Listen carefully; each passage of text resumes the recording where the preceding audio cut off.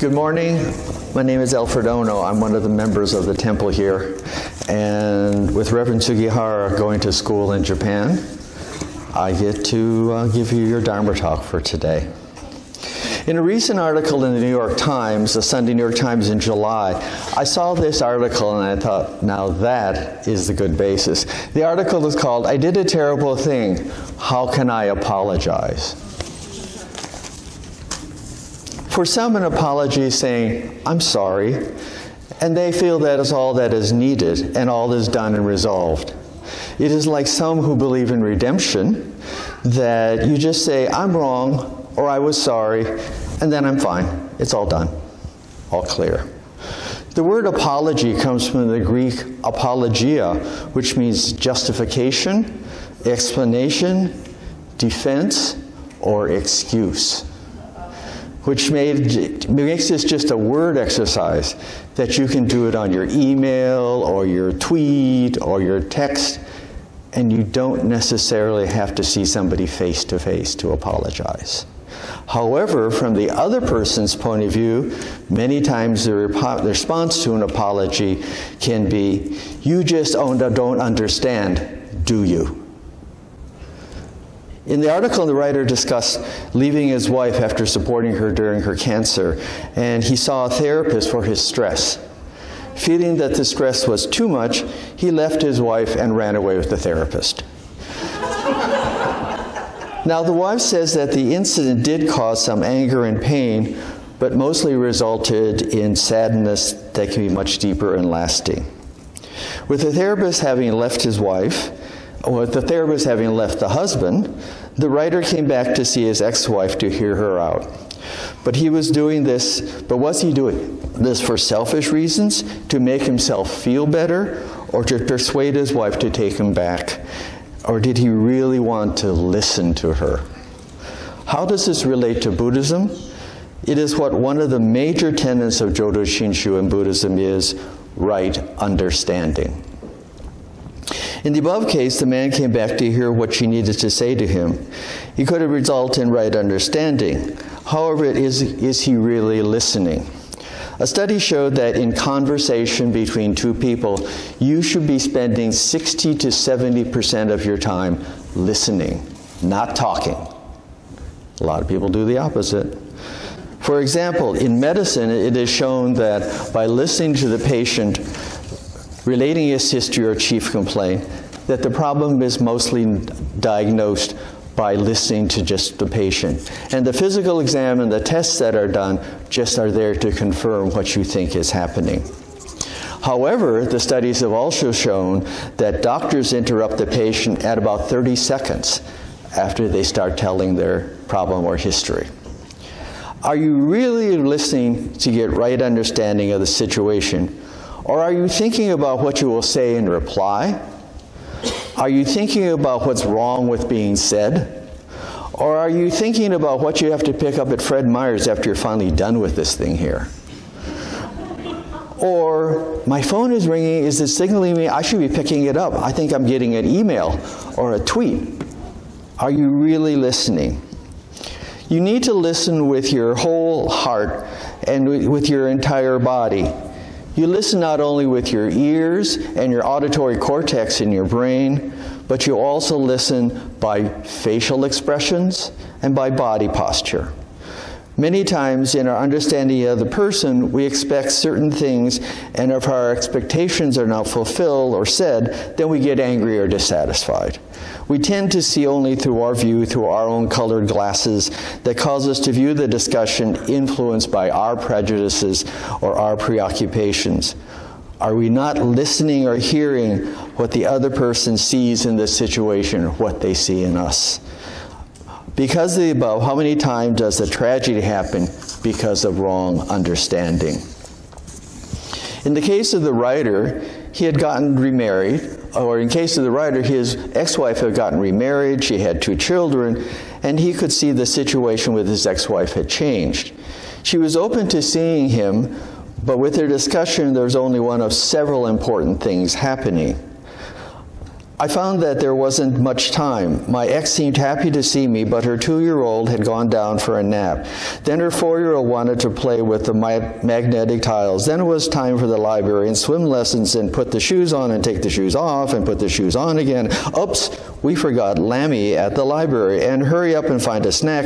It wasn't until 2 days later into the trip that we really sat down and talked.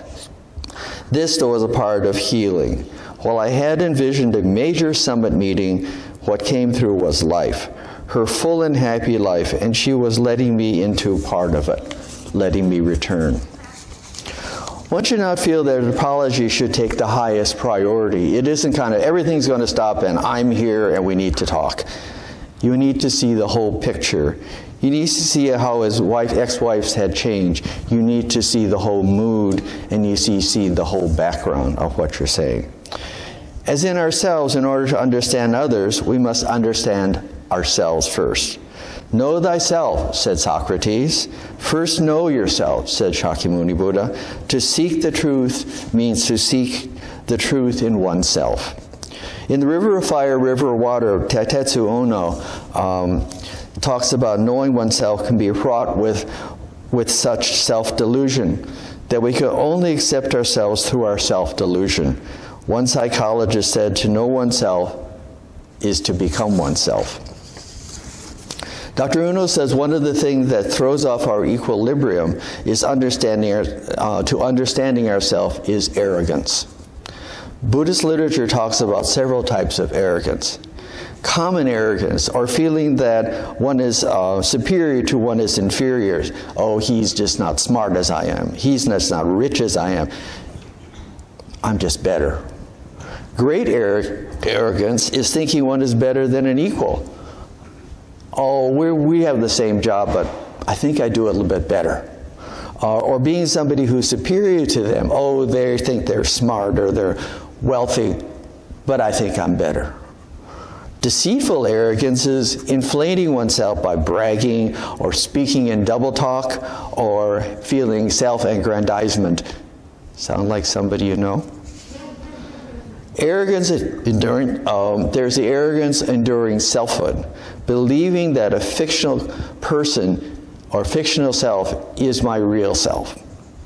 Reverend Taitetsu Uno, again in River of Fire, River of Water, writes, Masao Hanada, a close friend of the psychiatrist, which he was talking about further on, told me that the following episode. As a young man, he was devoted himself to the practice of Nembutsu, but he was not satisfied with it. Being very idealistic, he joined a religious community on the outskirts of Kyoto. This particular community was based upon the teachings of world religions and advocating service to society in its main practice. Very noble sounding. It was to be done quietly and without any publicity.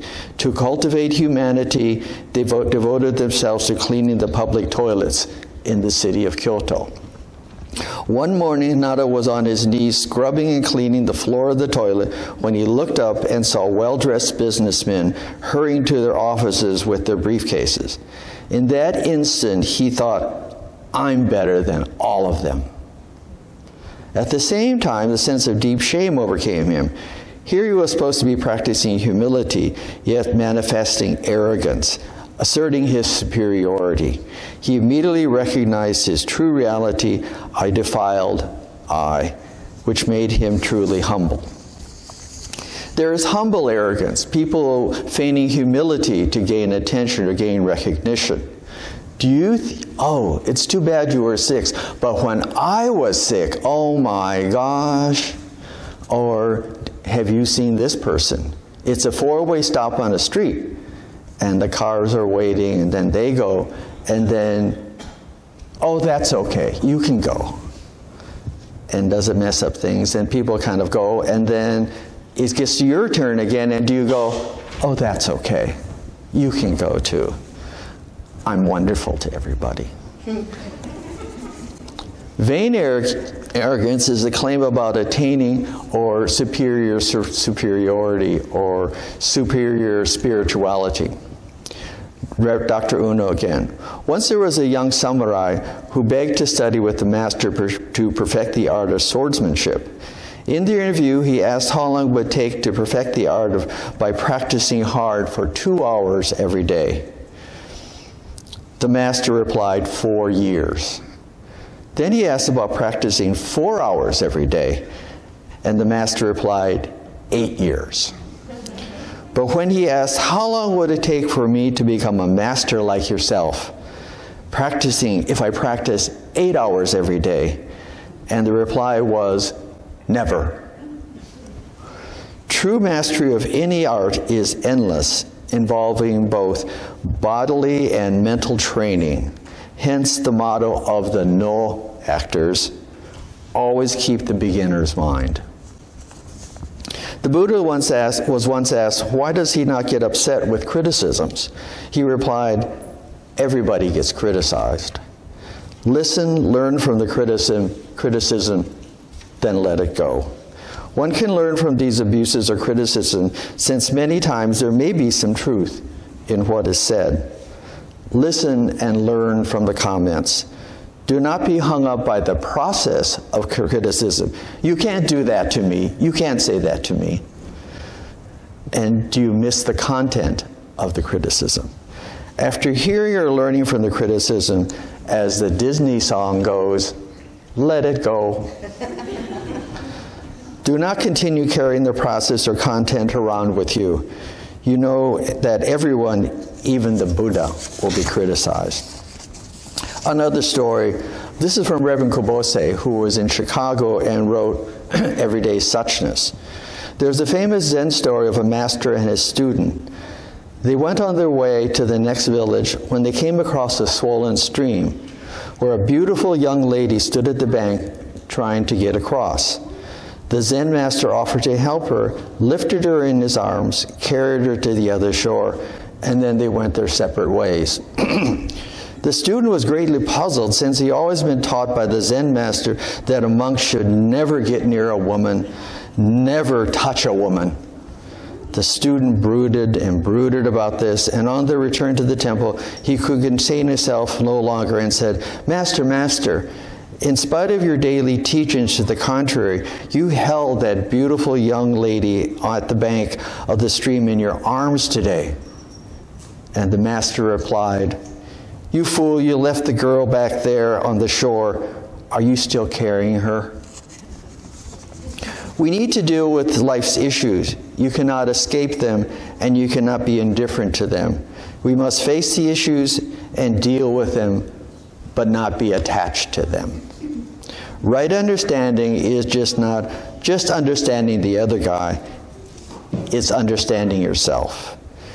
To know yourself, if an apology is given, allow the other person to say what they need to say.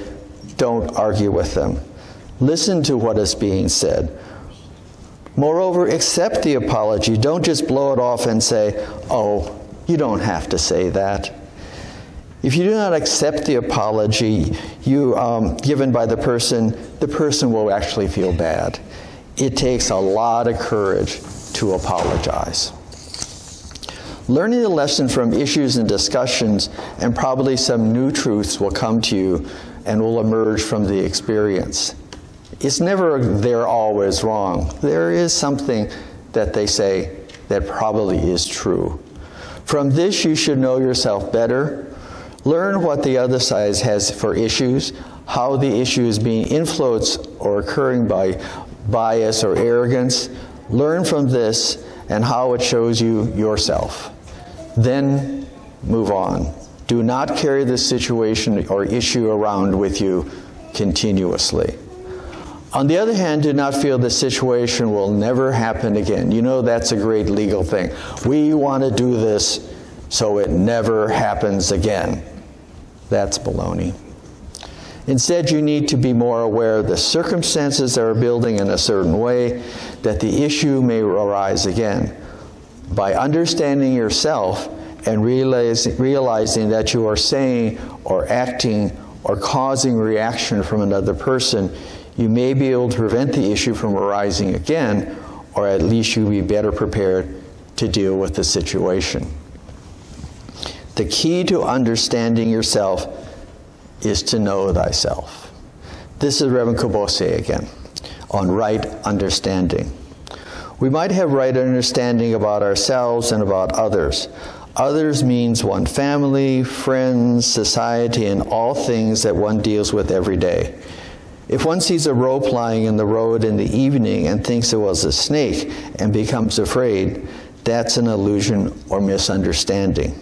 On a bright day, no one would see the rope as a snake. We must have the bright light of wisdom in our lives so that we can see things as they really are. We must have a correct understanding of all things. It is especially important to understand oneself. How many of us really understand ourselves? Without having right understanding of oneself, how can one attain true happiness? Thank you very much for listening. We'll close with Gasho. Namo Amida Butsu. Namo Amida Butsu. Namo Amida Butsu.